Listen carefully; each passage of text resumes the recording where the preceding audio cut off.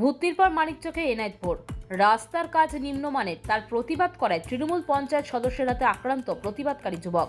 আহত অবস্থায় মানিকচক থানার দ্বারস্থ হয়ে লিখিত অভিযোগ এনায়েতপুরের যুবক মীর জাহাঙ্গীরের। মানিকচক ব্লকে এনায়েতপুর গ্রাম পঞ্চায়েতে মিরাগ্রাম এলাকায় প্রায় 2 লক্ষ টাকা ব্যয়ে 52 মিটার ঢালাই রাস্তার কাজ করা হচ্ছে। মঙ্গলবার ঢালাই রাস্তার কাজ শুরু হতে কাজে ব্যবহৃত সামগ্রী নিয়ে প্রশ্ন তোলে স্থানীয় বাসিন্দারা। বড় ধরনের পাথর ব্যবহার করায় বন্ধ করা হয় কাজ। রাস্তার কাজে নিম্নমানের সামগ্রী ব্যবহার করা হচ্ছে, নির্দিষ্ট পরিমাণের সামগ্রী দেওয়া হচ্ছে না। তা দেখে প্রতিবাদ জানান স্থানীয় বাসিন্দা মীর জাহাঙ্গীর সহ অন্যান্যরা। সঠিক পরিমাণের সামগ্রী না দিলে কাজ বন্ধ করার কথাও বলেন। তারপরে ঘটনাস্থলে ছুটে আসেন এনায়েতপুর গ্রাম পঞ্চায়েতের তৃণমূল সদস্য মীর জাহাঙ্গীর।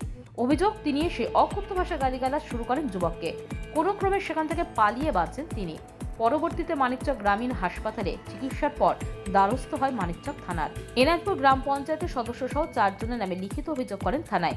এই বিষয়ে আক্রান্ত যুবক বলেন, ঘটনা হয়েছিল আমাদের এখানে একটা জাতীয় রাস্তা তৈরি করা হয়, যেটা সাহেবনগর এনায়েতপুর থেকে সাহেবনগর যাওয়ার রাস্তা, যেটা ওই বড় বড় গিঠি আনিয়েছিল পাথর ডামর, ওইটা আবার চেঞ্জ করে তারপরে আজকে 2 দিন পরে আবার এটা এখানে চালু করা হয়, আবার কংক্রিট করা হবে রাস্তাটা। এবার করার মধ্যে আমি ওইখানে গিয়ে বলি যে কন্ট্রাক্টর, আমি বলি আপনি কাজ করতেছেন ভালো কথা, আপনি যেটা কাজ করাচ্ছেন আপনাকে সরকার থেকে যেখান থেকে আপনাকে একটা শিডিউল দেওয়া হয় কতটা কী দিতে হবে, নিম্নমান জল, সিমেন্ট, বালু, পাথর, এইগুলা একটা শিডিউলটা আমাকে দেখান। বললাম কি যেটা কাজটা করছেন ভালো করে করেন, সিমেন্ট দিচ্ছে অল্প কটা, আর গিট্টি আর যেটা রেতি বালুটা ওইটা খুব বেশি করে দিচ্ছে, বেশি পরিমাণে। তো আমি বললাম ওই জিনিসটা ভালো করে করেন। আমাদের মেম্বার আসার পরে মেম্বার আমার বলছে কার গাঁড়ে কতটা দম আছে, কে টিএমসি দিলার মেম্বার, টিএমসি এনায়েতপুর গ্রাম পঞ্চায়েত, হ্যাঁ এনায়েতপুর গ্রাম পঞ্চায়েতের মেম্বার। কি নাম?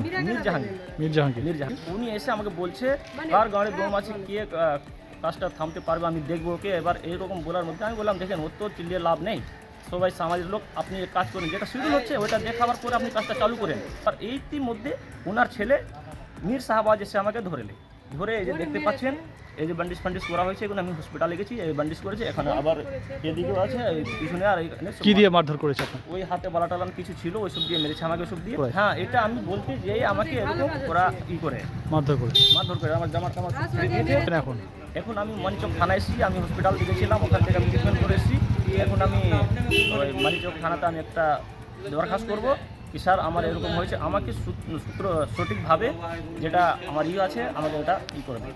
হ্যাঁ, যদিও সমস্ত অভিযোগ ভিত্তিহীন বলে দাবি করেছেন এনায়েতপুর গ্রাম পঞ্চায়েতের সদস্য মীর জাহাঙ্গীর। তিনি বলেন, না এটা মিথ্যা কথা, এটা কোনো নাই, আমাদের সঠিক কাজ হচ্ছিল, 1 2 3 নিয়ে মাল দিয়ে কাজ করছিলাম, কন্ট্রাক্টর ভালো কাজ করছিল, কিন্তু ওরা অবদ্ধ এসে টাকা চাইছে।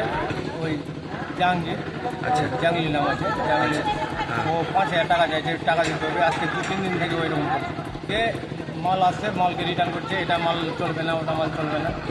না আমার তো 1 2 3 ভালো মাল দিয়ে আমরা তো বলে দিয়েছি কন্ট্রাক্টরে যেরকম হয় ভালো করে কাজ করা। আর না এটা কোনো ব্যাপার, আমার ছেলেকে আরও ধরে নিয়েছিল,